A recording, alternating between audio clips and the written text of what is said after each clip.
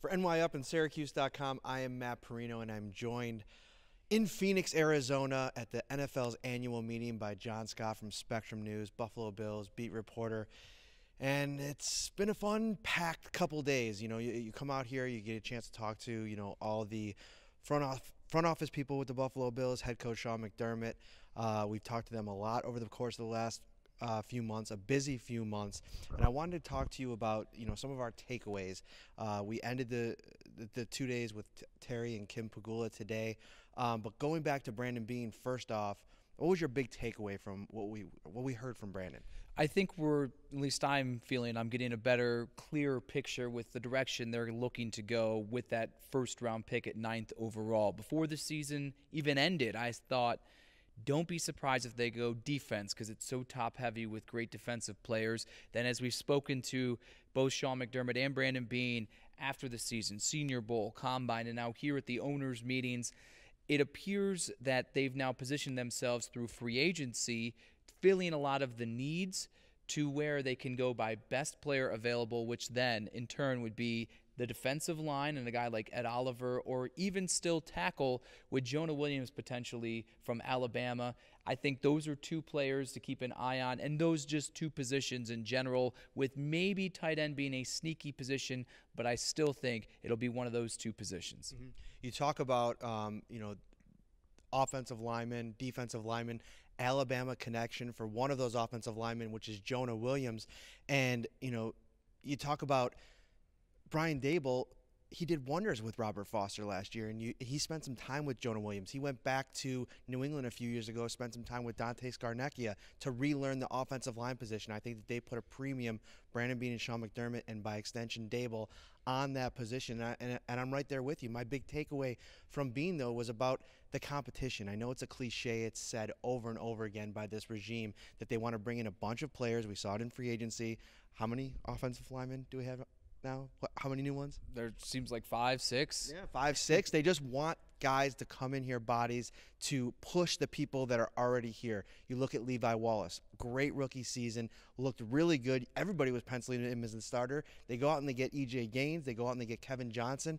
Nothing is safe on this team except for maybe Josh Allen. And I think a lot of those things, especially at the cornerback position, those two guys they brought in are on one-year deals. A lot of these offensive linemen are on short-term deals. This is more of fixing immediate holes right now. They still would like to bring an influx of young talent that can be solidified as starters for years and years to come, and that's where I think the draft will come in with best player available, because then they can address the offensive line, and the best player is going to win, whether they're young or old, but they still will be in the mix for years to come. I think that is how they've positioned themselves after free agency.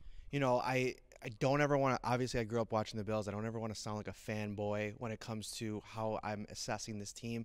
But one takeaway I have from 1 year on the beat is I think that Sean McDermott does a really good job of getting the most out of his players. He's not, he's not great on challenges. There's a lot of things you could probably mention with him that he's not great at, but I don't think it's hard to say that he gets it the most out of his players. But you look at this season coming up, they've added so many new players into the mix. They have a second-year quarterback. There's a lot of film on Josh Allen. The coaching job ahead of Sean McDermott this year, I think, is the toughest of any year that he's had. And was my big takeaway from him today, and that I think he knows it, and I think he knows how much of a production it's going to be to get all these guys to mesh together.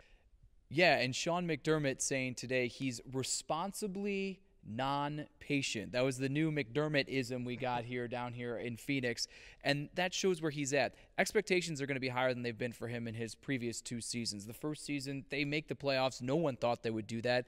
Then they lose a bunch of players. You could really look at the roster as almost a skeleton of what it was, and it overachieved the first year. So I believe this is the year with an influx of talent where people maybe not thinking playoffs, but expect this team to be significantly better, especially in the offensive side of the ball. And if they aren't, and if the defense regresses, that's when the attention will shift to Sean McDermott. Mm-hmm. Kim, Terry Pegula, both speaking here. The one time of year that we do actually get a chance to talk to them, my first time since joining the beat. And, my big takeaway from Kim's press conference is I think that you see in her, every time I feel like she speaks, there's like lights coming on, right? And she was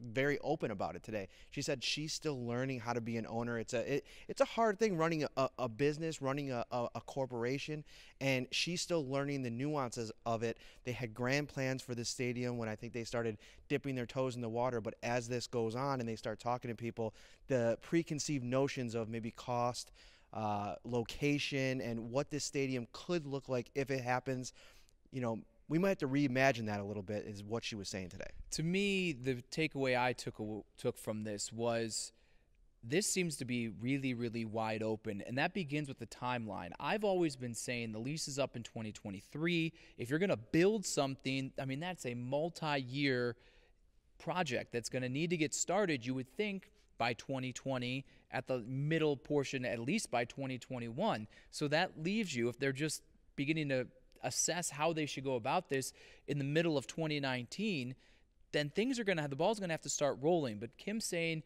we're going to have to be patient because there's a lot of hands that are involved in this. Certainly location, the city, the state, the county, them, maybe outside investors. There's a lot of things that are going to go into this, and the ball may not be rolling as fast as we thought and maybe many fans hoped that it would be.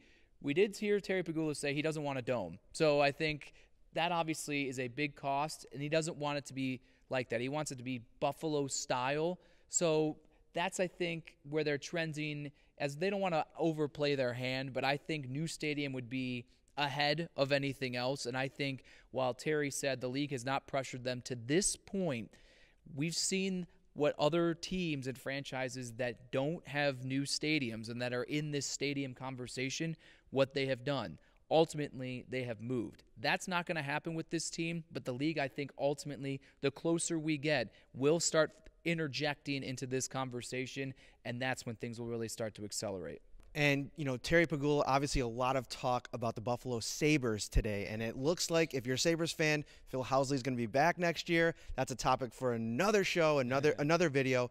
But, my big takeaway from, Terry Pegula today was the fact that, he seems pretty settled with what's going on with the Bills, as opposed to the kind of chaos that might be going on over with the Sabres. He's got a guy in Brandon Beane that he trusts. He likes what he's doing. A coach in Sean McDermott that's getting a lot out of his players, and a quarterback and a linebacker on the other side of the ball that they invested high draft picks in last year that show that there's some potential there. So I think it's almost like the big guy kind of feels like one of his kids is doing all right. Yeah, and he joked, if I see Josh Allen jumping over linebackers 3 times, he's out. We're not doing that anymore.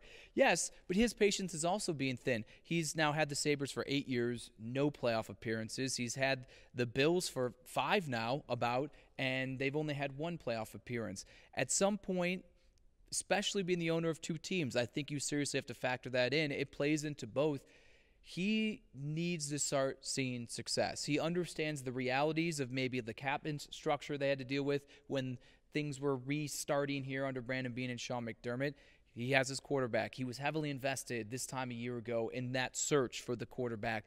He still has to deal with the mess over with the Sabres. I think he's comfortable and happy with where things are trending with the Bills, but if they win 6 to 7 games again, that tone changes. I think we need to continue to grow and see growth in the players that we're building this team around, and that includes Josh Allen and Tremaine Edmunds. And if you don't see progress from this team, I think if we have conversations with him a year from now, his tone may be different. Mm-hmm. Speaking of trending, your top of your head is trending for a very painful evening. We were out shooting some videos today, and you got a little sunburn. I feel like Dracula with a sunburn here, the way this thing is peaking. It looks good. It looks good on you. John, thank you so much for joining me, breaking down things here at the annual meeting in Phoenix. For all your Buffalo Bills content, guys, follow this guy, John Scott TV, on Twitter. He's over at Spectrum News. And for all your Bills content, make sure you stay with NYup and Syracuse.com.